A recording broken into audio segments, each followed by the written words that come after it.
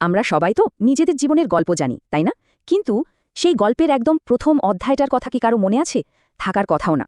অথচ আমাদের জীবনের সবচেয়ে বড় সবচেয়ে আদিম বিজয়টা কিন্তু ওই না জানা অধ্যায়টাতেই লুকিয়ে আছে।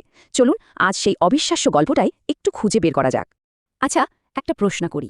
পৃথিবীর ইতিহাসে জেতা প্রথম রেস বা দৌড় প্রতিযোগিতা কোনটা ছিল? কি মনে হয়, কোনো অলিম্পিক নাকি অন্য কিছু? উত্তরটা কিন্তু আমাদের প্রত্যেকের অস্তিত্বের একেবারে গোড়ায় লুকিয়ে আছে।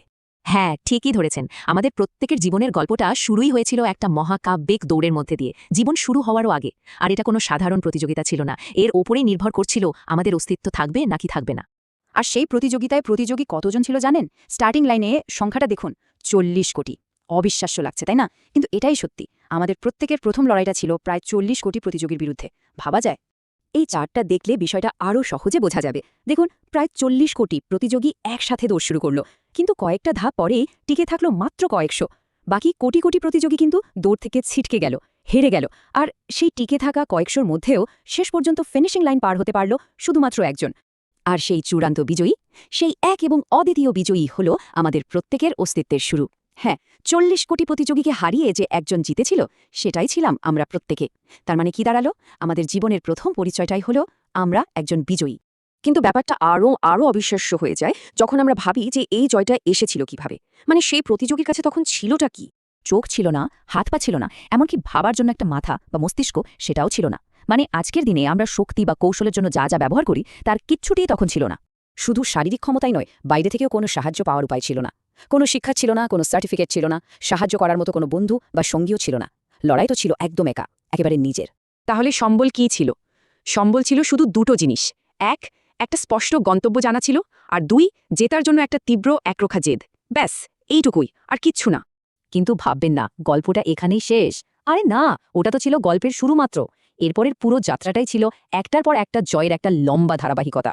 একটু ভেবে দেখুন, একটা কোষ থেকে 10 মাস ধরে একটা সম্পূর্ণ মানুষ হয়ে ওঠা, তারপর নিরাপদে এই পৃথিবীতে আসা, এরপর শৈশবের প্রথম কয়েকটা বছর পার করা।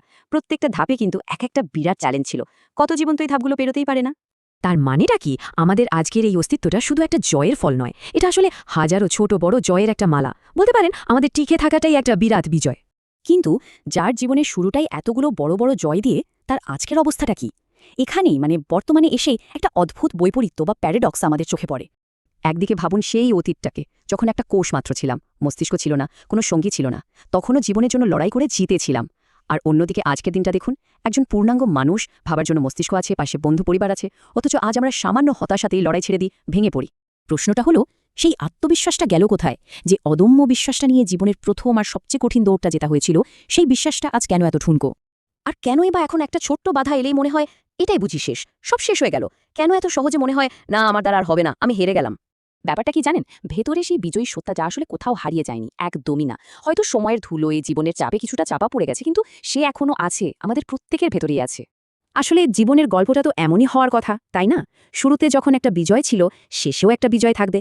আর মাঝের পথটা, সেটাও তো লড়াই করে জেতার জন্যই। আমাদের কাজটা হলো সেই আদিম, সেই জন্মগত জেতার প্রবৃত্তিটাকে আবার জাগিয়ে তোলা। ওটা হারিয়ে যায়নি, ওটা আমাদের সবার মধ্যেই ঘুমিয়ে আছে, শুধু একটু নাড়া দেবার অপেক্ষা। তাহলে চলুন শেষ করি এই একটা প্রশ্ন দিয়ে, যেটা আমাদের প্রত্যেকের নিজেকে করা উচিত। আমার ভেতরে কোন শক্তিটা লুকিয়ে আছে? সেই জন্মগত বিজয়ী সত্তাটাকে যদি একবার চিনে ফেলা যায়, বিশ্বাস করুন বাইরের কোনো পরাজয়কেই আর চূড়ান্ত পরাজয় বলে মনে হবে না।